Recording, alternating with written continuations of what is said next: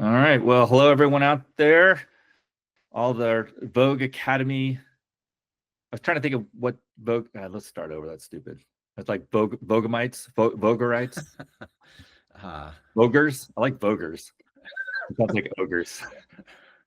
the Rogue Vogues. Rogues. I coined a word that I like: the curiositors, The curiosonauts. Curiosonauts. I like that. Is Yeah, that too that's close? a yeah. Yeah. That sounds good to me. I like that. All Okay. right. Curiosonauts. All right. Well, today we're talking about a book. We're not necessarily doing a review, although we'll give a kind of a quick summary. We're just going to kind of use it as a way to contrast the book and its arguments in contrast to what we're doing here at Vogue Academy. So again, this is Nic and Matt. Today we're talking about Make It Stick, The Science of Successful Learning by Peter Brown, Henry Rodecker, and Mark McDaniel. And I have my notes over here. That's why I'm looking off to the side so I can remember what I'm supposed to be doing here. All right, so I wrote up this little summary. So is that good? Great, Matt. Thank you. All right. All right, so the book, it explores how people learn most effectively, supposedly. That they didn't put that, that's our own commentary. And debunks common myths about learning. It's grounded in cognitive science. The book argues that many popular study habits, which we talked about for this rereading, highlighting, which we've seen, both of us have seen in college. I would always joke with students at the university that by the end of the semester, their packet would be all warped because of all the yellow ink in it, because from all the highlighting. So yeah, those aren't very effective learning methods, I would argue and agree with the authors. So they're trying to offer other or alternatives based on studies and that they've done. Okay, so what are some of those key takeaways, key ways of learning? They talk about retrieval practice, actively recalling information, strengthens memory far better than passive review. Right? Now, should I list them all out and then have you comment? Yeah, get them all out there. I think probably many people. It's a best-selling book, but what percentage of the population? Over 10 years old. Yeah. And again, the book was published in 2013. So yeah, it's been about 12 years now since it's been out. But it sold about 1.5 million copies to date, and so very popular, very well received. Okay, so again, retrieval practice, spaced repetition. Instead of just repeating, you're supposed to spread it out. That improves long-term retention. Interleaving, the term they have, that's called that you're mixing different topics or problem types during practice leads to deeper understanding than focusing on one type at a time. Do you want to kind of maybe explain interleaving? That is a term that gets a little confusing. So the most fundamental idea is that you want to incorporate variety versus a uniform type of practice. And a classic way in an academic setting would be, instead of studying 4 hours in a row of your math and then doing 4 hours of history, it's actually to interleave these different subject matters in different chunks. So an hour of this, then back to another, moving around. And one sort of simplistic explanation of why that works is each time you immerse yourself in a new subject, you kind of reboot, so to speak, your math brain versus your history brain, so to speak. And that rebooting is what makes future recall more effective or more likely. Yeah. That's a great explanation. Thank you. All right. Making mistakes and learning from them is a powerful tool. I think that's a whole discussion about failure. Like we try to avoid failure at all costs, but actually taking risks and failing is often a great way to learn. Okay, then contextual variation, learning in different settings or applying knowledge in different ways enhances adaptability and understanding. And the last one is illusions of knowing, like fluency or familiarity, can trick learners into thinking they've mastered something when they haven't.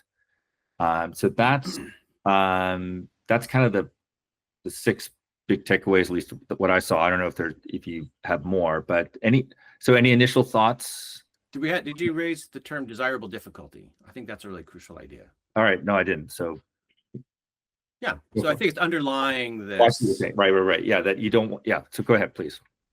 So this idea of desirable difficulty is that effortful energy where you're actively engaging and processing is the source of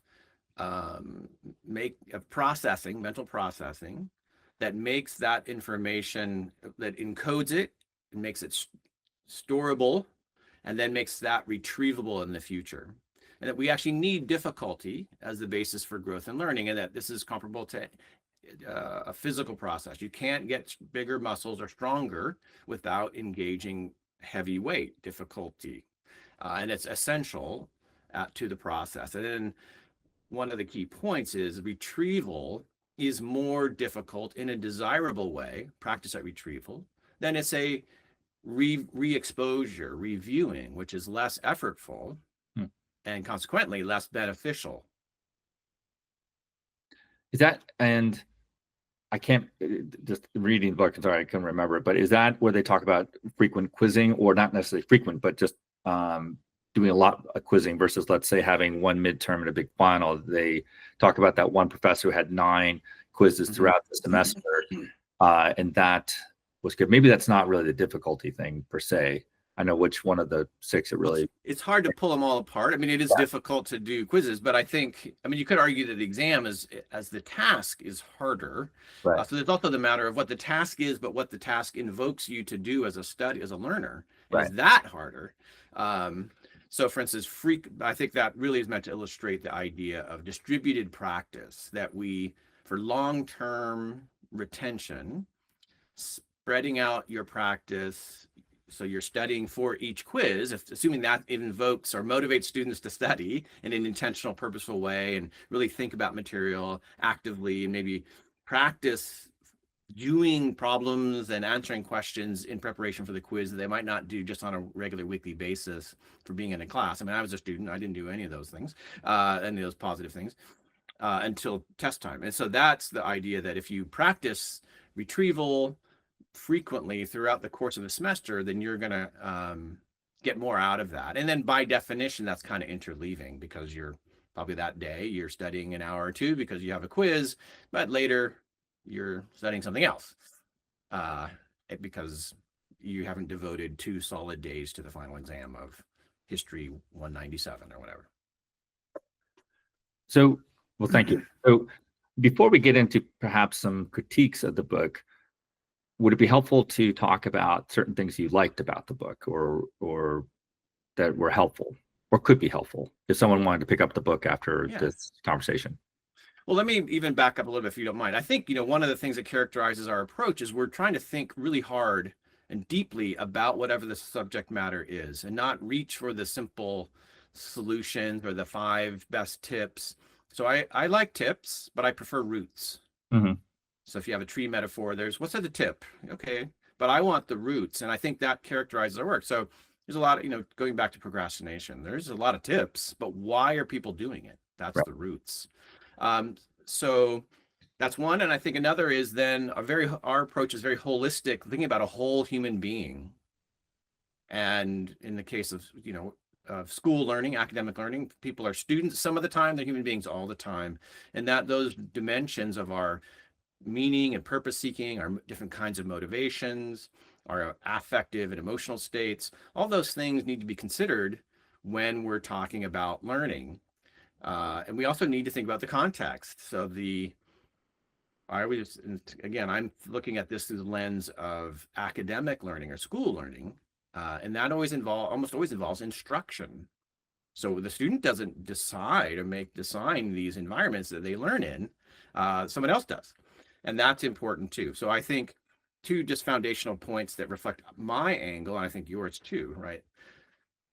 Let's think hard about learning, or whatever the topic is. Let's keep in mind that we're talking about a whole person. And then that's hard to do in an experimental research paradigm, to look at the whole person. You're trying to do something actually quite different. You're trying to isolate, by your paradigm and your design, the particular thing you're interested in, and hold everything else constant or limit it. And so sometimes there's artifacts of the paradigm, the research paradigm, and I don't want to get too nerdy here, that people then, if you're not careful, you forget, oh, there's a qualification that you made in the design, and the translation to practice isn't so smooth and obvious. It's not so straightforward. We aren't just one person, one dimension when we're a real person. And I can illustrate this. So like interleaving, great idea, mix it up, go to different, and then varying the situation, go to different places and study different, but humans are also creatures of habit, and it's really good to get in routines. These things are at odds. Which should a student do? Interleave and move around the different study places on campus, or create a routine that invokes their processing and becomes habitual? Well, those are at odds. They're both true. But when you adopt a particular paradigm like this book or others, then you simplify things and then you don't talk about those other things. That's problematic. But back to your question, I think the strength of the book is toward the end. I might, from my vantage point, that part, what is much more holistic, they talk about Sternberg and Carol Dweck, and they go back to some of Bjork's original, other work about processing. So I think that's really useful. And I think, again, for my purposes or our purposes, I'm not so interested in how people learn to hit a baseball or jump out of an airplane. They're not particularly intellectual. It's not academic learning. So a lot of those examples aren't all that relevant, because I would say that's an important difference. Other strengths. Go ahead. We just note that those are examples that he uses in the book. Sorry, yeah. Yeah, no, just so people haven't read the book, just so like jumping out of an airplane is an example early in the book that he talks about. Yeah, there's a chapter organized around that. Yeah. So yeah, that's it. I think it's a really good point, because when I was reading it, yeah, it's interesting with the all the studies. It says, well, this is better than this, or you get these measures, and so it's easy just to say, well, then okay, this is better, and go implement it. But then then there's the question, well, why is it better, or why is it at least in this isolated, controlled experiment, it's doing something better than something else? And what I kept thinking about was our approach, in the sense that the work of Michael Polanyi and tacit knowing and all that dimension of, which we explore in our course that's coming out, called creative problem solving, in that there's having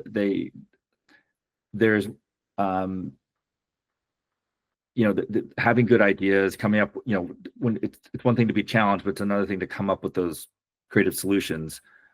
And so we could say, well, you need to be challenged, things need to be difficult, but then it's like, well, why? What's going on there? What's going on inside of us that allows those creative solutions to come about? And that's where we explore Michael Polanyi's work, who was a philosopher from the early 20th century, who was a chemist turned philosopher, and explored the nature of discovery and delved into something called the tacit dimension, which is part of the subconscious, let's say.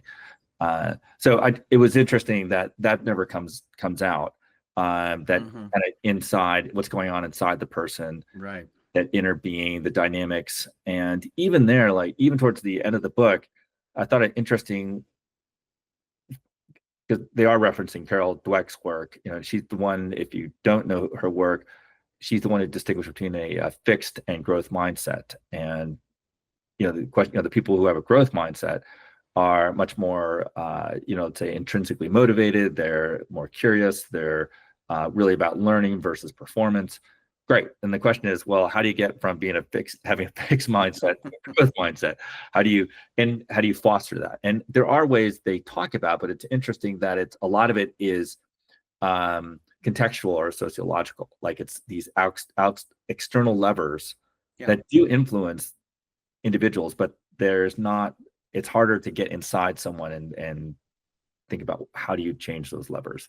And that's, I think, what we've been struggling with the idea of self-awareness. How do you encourage self-awareness, all that stuff, and introspection.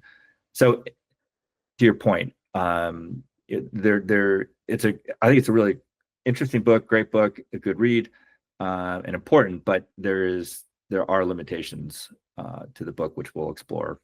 Yeah, I think that's a good point. I mean, so to me, I think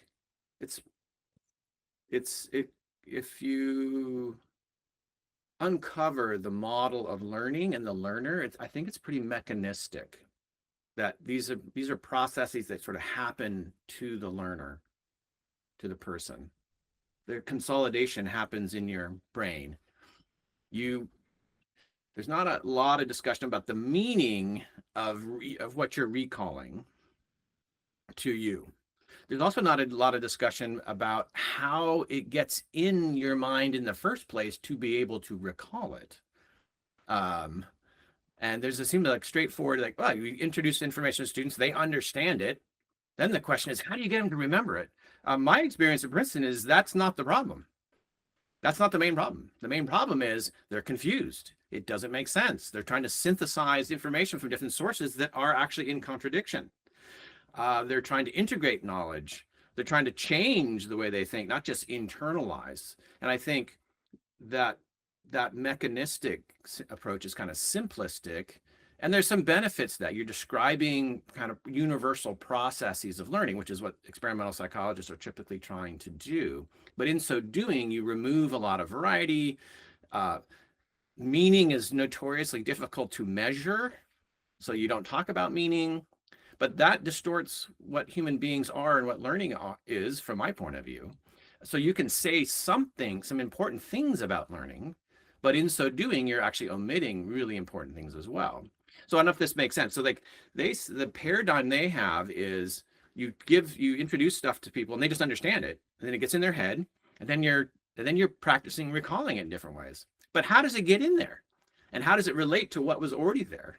Now, in that last chapter, they talk about that a little bit, but previously, and so I think that's really not what I see in my experience as a practitioner on the ground that my students have struggled with. So can you, I'd love to pull apart two things, or maybe they're related and I just don't see it. The idea of meaning,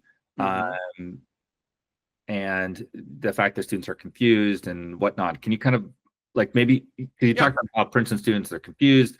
You know, like if you just give them the information, it goes in, and now it's how do we recall it? So can you talk about or give an example about that confusion, or what's going on? Let me give an example. So the examples that they provide are, I might call them straightforward. The content is relatively straightforward. So the example that I've alluded to is the paratrooper learning how to jump out of an airplane and deal with the things you need to know about your parachute in the process of pulling the cord and letting it go. Okay, this is not particularly complicated information. I know, you tell me it is, I know the words, I kind of know what it means. It's relatively straightforward. Okay. You know, the issue of quantum theory isn't remembering it, it's understanding it. The issue of presentism in history and how that gets manifest in all kinds of ways of writing and thinking is really hard. There's all kinds of conceptual aspects of academic learning in college that are not straightforward and simple. It's not merely a matter of just internalizing it. Second, we know from other approaches and studies of learning, and just as powerful and robust ways, that meaning is crucial, and that depth of processing of the information is an important lens on what's going on in terms of how people learn, store, remember, and then recall information, and crucially use it, which they don't talk a lot about. For them, recall is the use. Well, what about critique, critical application, critical problem solving, creative problem solving? The way we internalize and practice information determines what we can do with it. So they allude to that it could be flexible, and it can, but I want to come back to this. You talked about meaning. Humans, my starting point is humans first make meaning. They make understanding. We can memorize gibberish and strings and words in Latin that I don't even know what they mean, but not very much. And we don't care. That's not the kind of knowing that is valued in the university very much. And most people don't want it. So expand on meaning. This is so funny because we talk about what does it mean, but then what does it mean mean? Does that make sense? So could it be easy just to say what utility does it have for my life? And that's, I think, something that Princeton students struggle with, because like most liberal arts colleges, there are distribution requirements. And for a lot of students today, it's something just to get through. just to check them off, and in a way they distract them from what they want to do, which just study their subject in order to qualify for whatever job and so on and so forth. So, but at least theoretically, this liberal arts, the distribution requirements are meant to somehow expand your mind and be part of this creating meaning process, but it doesn't have that now because, again, I think there's a utilitarian approach to a lot of students in their studies, not to critique students, just to say, and that's, I know I've heard that, like, why do we have the distribution requirements? They don't do anything. And it's not necessarily, okay, that's another subject, and I know I could set you off there, but what do you, when you say meaning, like, do you expand on what that means? Well, that's a good question. I mean, that we don't know, that it's hard, is important, and it might be surprising to people who are not follow academic psychology. But my reading is experimental psychology is not good at answering this question, and in fact is often avoided, in my view. I think one of the reasons is meaning, I think, for me, is fundamentally subjective. So if you're an experimental psychologist, you're committed to objective observation, measurable behavior. Behavior isn't meaning. Meaning is something that's created uniquely by human beings and individuals, I would argue, and is an experience. And it's really hard to measure in the conventional ways. But then that can lead people to make claims, valid and reliable claims, to use the terminology of experimental psychology, about things, only about the things that they can make valid and reliable claims about, which are not necessarily the most important to being a human being. How much does experimental psychology really say about our moment-to-moment experience? Not very much, in my opinion. Right. And one aspect of that would be meaning, but that's also a dimension of human behavior or action. And it's hard to pull that out because it's so subjective. It's rooted in prior experience and our knowledge, and then something like a belief or an attitude that I bring to a situation that shapes how I interpret it. These are can be very idiosyncratic to the individual. So then experimentally, I'm trying to get averages, compare means, look for trends and distributions. This does not fit well with the application of scientific method to the study of human behavior. Yeah. That's my epistemological or methodological take on it. Right. No, it's interesting. In preparing the creative problem solving course, which again is coming out soon, I was rereading a lot of Michael Polanyi because of his work, and I mentioned the tacit dimension. And in his later work, he talks about how the tacit dimension is the meaning-making machine or center of our being. So the example I give in the course, as you know, is driving a car. Like when you learn initially, you have all this random information coming at you, and you don't know how to make sense of it. All you feel is the vibrations in the steering wheel, your seat, all of the ways in which you're contacting the car, your feet and your back, and like your hands on the wheel, and then also what you're hearing. But over time, and without attending to it, let's say, you're all of a sudden, like a month or two later, you're like, oh, that bump, like what I just felt was the right tire going over a bump or a pothole or something like that. So your tacit dimension took all that information and was able to somehow put it into a coherent, relevant experience, as you talked about meaning and experience. So that was really interesting, and key for creative problem solving, because if we don't give the tacit dimension time and space to take all that information and make meaning out of it, then it just becomes irrelevant, or it doesn't, in a way, I hate to put it this way, but it's almost like meaning is what gives life. And so if something like rote repetition, in classroom, those are just so deflating because you're just doing it, and it just becomes purposeless. Purposeless. There you go. Does that make sense? I mean, Yeah. so right. So that's getting at a dimension of why people learn that right. clearly influences how people learn. Right. That I don't think the book addressed. Right. Now, and that's fine, but I didn't really see them acknowledging that. And so maybe that's my scholarly lens saying it's great to make an argument from a particular point of view and take that as far as it can go. But you also need to say, oh, I'm acting within a very constrained framework. There are others. And that's, on the one hand, that can be complicated to a not expert audience. You're like, what do you mean? On the other hand, it's really important, I think, to say, hey, there's other approaches out there for practice, because they wouldn't know because they're not immersed in the field. But I want to come back to a couple points that you made. I think I think meaning is central to the organism, to human beings, and that I would say meaning is central, therefore, to learning. Right. I think there are times in this book where learning gets reduced to retrievable. I don't think most people would agree with that. That learning, the word learn is used a lot. I think most people would say learning involves understanding. And you can retrieve things without understanding them. And they make the opposite point, which is you can understand them, but not be able to retrieve them. So you can learn something, but not be able to retrieve it. So this is what Bjork made, and it's a great article he and his spouse wrote. They're both professors.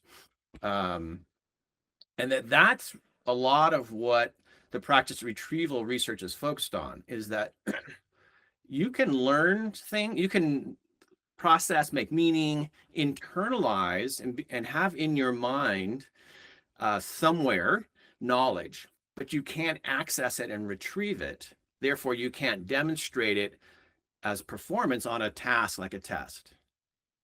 Now, on the one hand, you could say, and so the argument then is we should teach people how to retrieve that information on demand, say in a test, to demonstrate that they know it in the performance.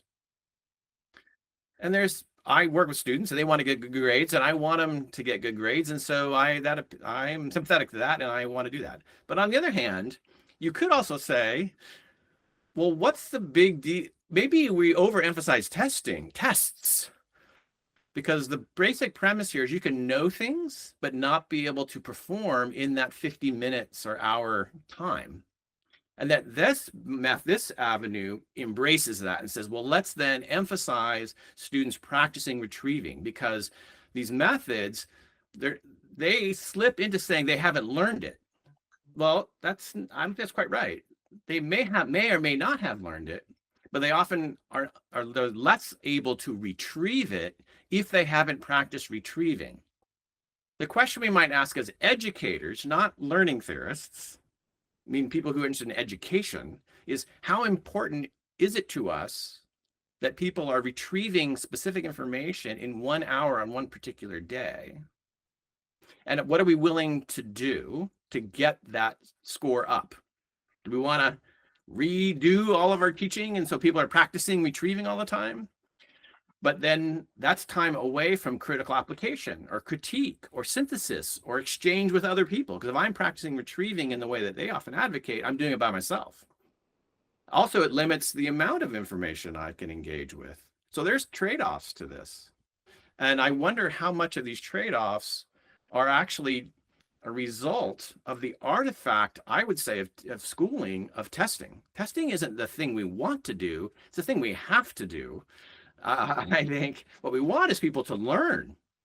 And so I think sometimes they get a little confused on this point, on the emphasis.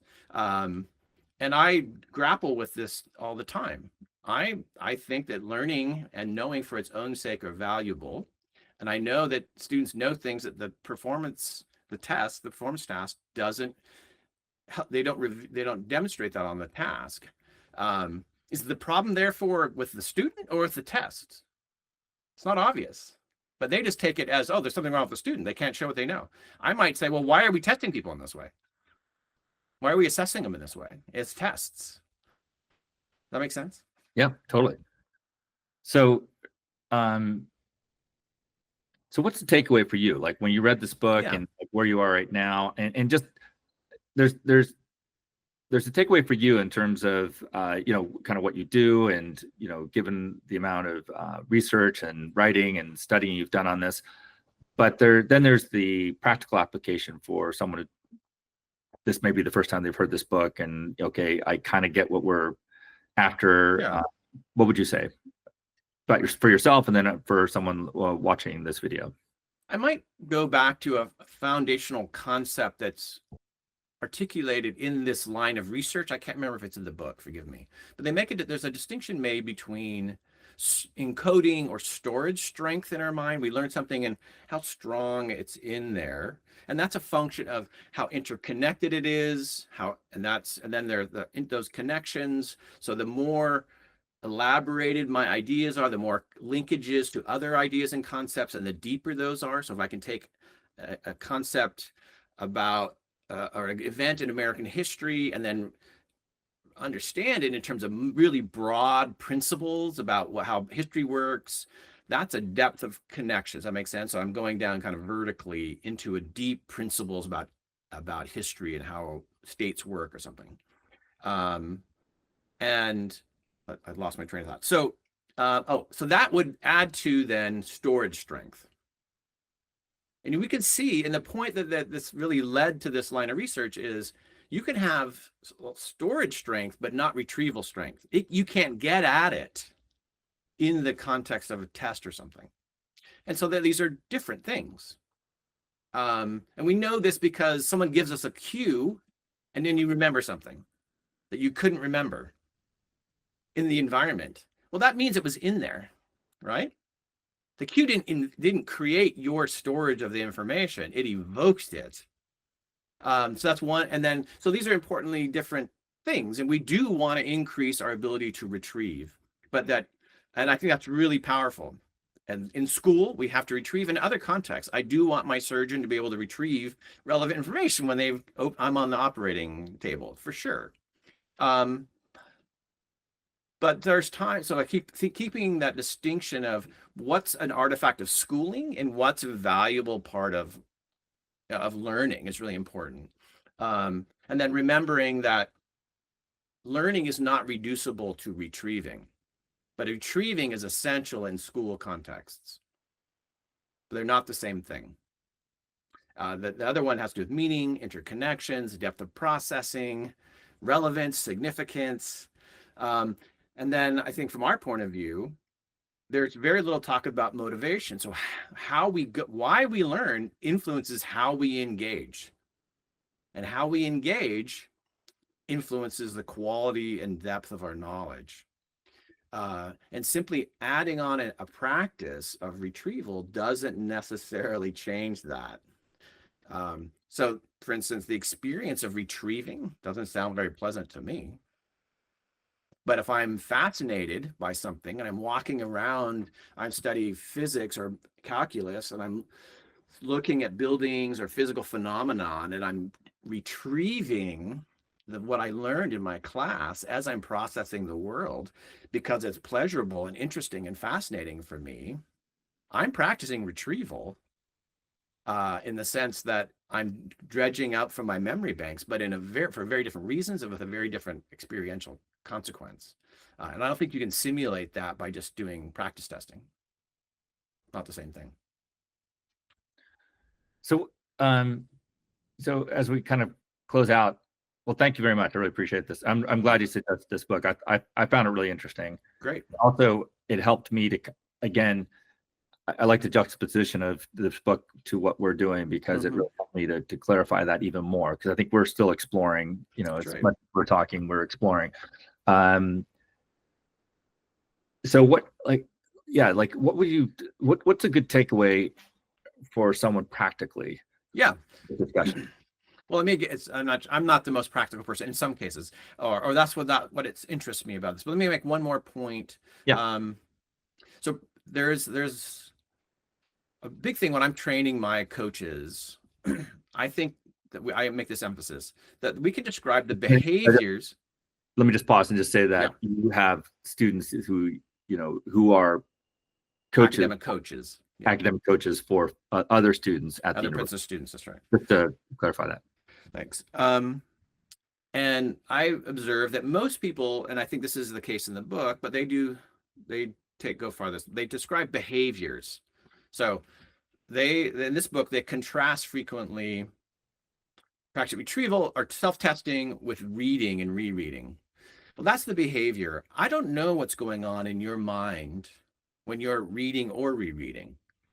That's the crucial thing, not that you're rereading. I can't tell from the behavior what mental processes you're engaging in, and it's the mental processes that are operative.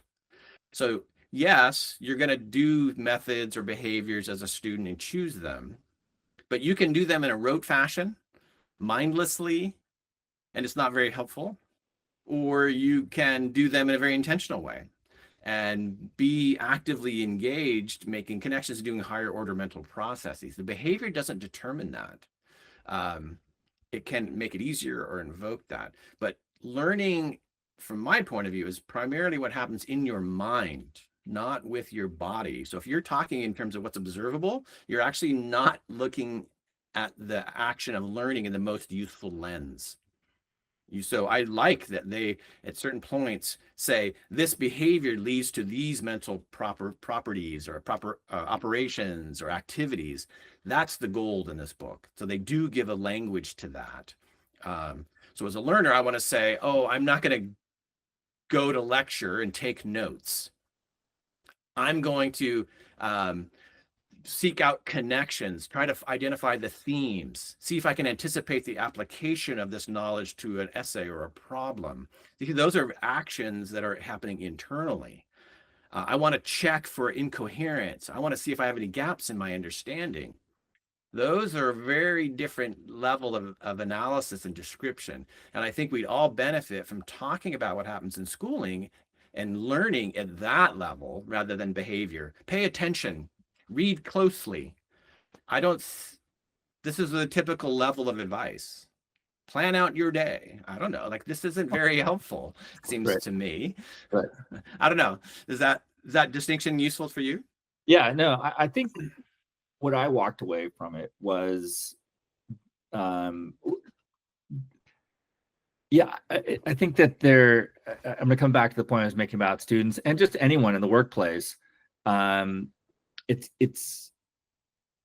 to me, it's somewhat necessary to have a utilitarian approach. I mean, to what we're doing, but then if that becomes all we're about, using our schooling or whatever in order to just get whatever we want, it becomes a means, then I think we're really setting ourselves up for a really shallow existence. And so it's easy to read a book like this or watch a lot of videos on YouTube and get the, like the 5 quick tips, whatever. And then we just apply them because we're just trying to like add to, okay, what can I do that's as painless as possible and as quick as possible to get me to whatever I want? And that's a really tragic way to go about life and learning and growing. Because one is that we're not really applying our skills at creative problem solving.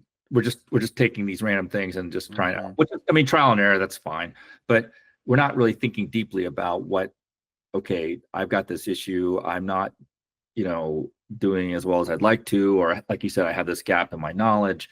How do I'm here, I am transitioning to college or transitioning to my first job. The way I've typically gone away about learning and growing is not working. How do I adapt? We're not taking the time to really think through that and really apply our creative problem solving skills. We're just like, well, yeah, plan out my day. That seems to work for a lot of people. I'll just do the same thing. So I think that's tragic. But then also at a deeper level, we'll get it. We'll probably do a talk on intrinsic versus extrinsic motivations. But when we are motivated solely by, oh, I just want to get this great job, or I just want to make a lot of money, then we're just not going to be as good as we could be and we're not going to be as fulfilled as we could be. And like, you know, like you talked about, you know, your surgeon, you want them to be able to retrieve information. Well, I don't want my surgeon or doctor to be solely motivated by That's right. money. You know, they're going to be a terrible doctor, a terrible surgeon.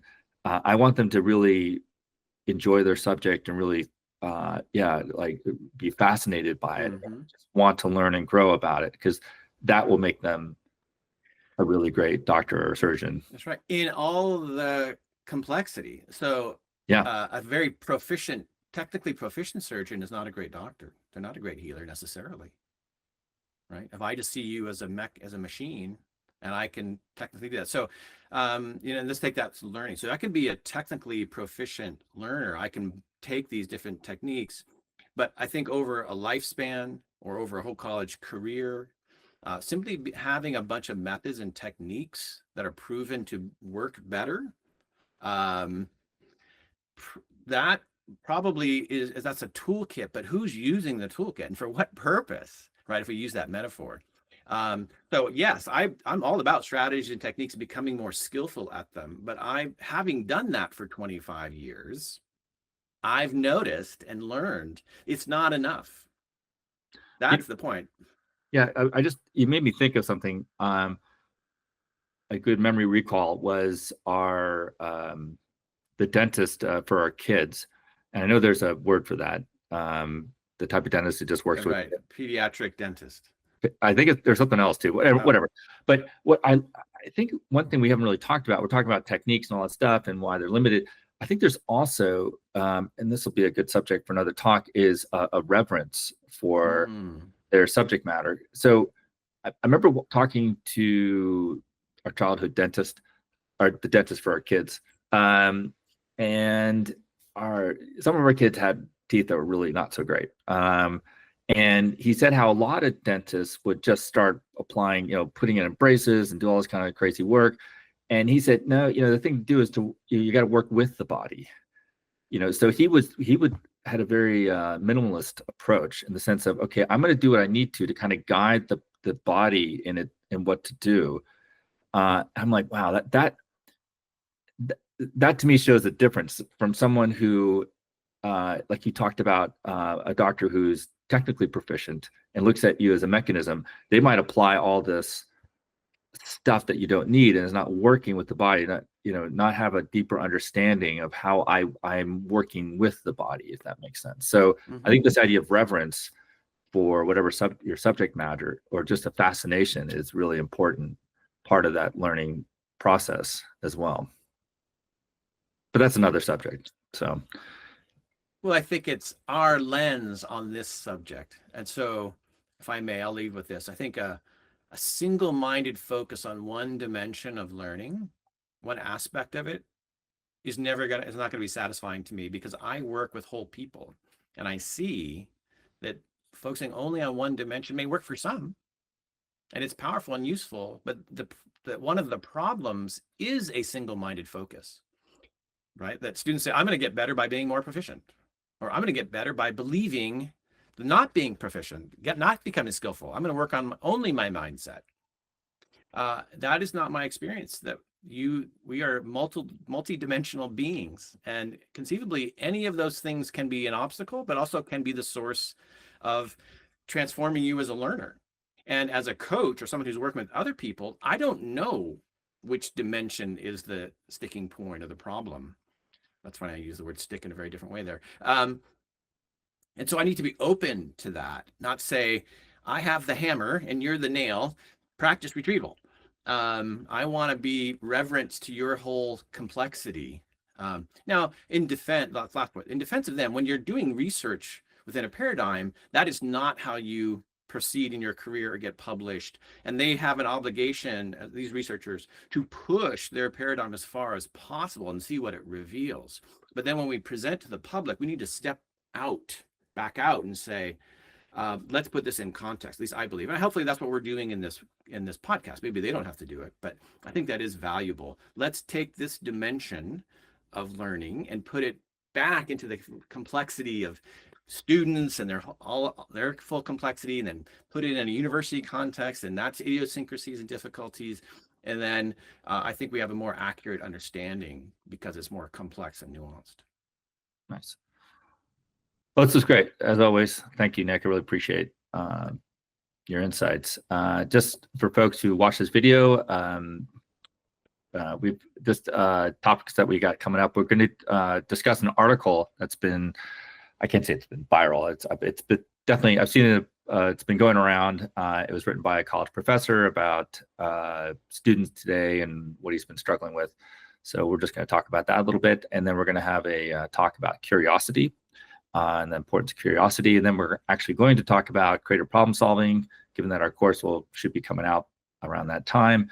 And then we've got a whole, a lot of good stuff coming down the pipe. So thank you, Nick. Thank you, Matt. We'll talk next week. Sounds good.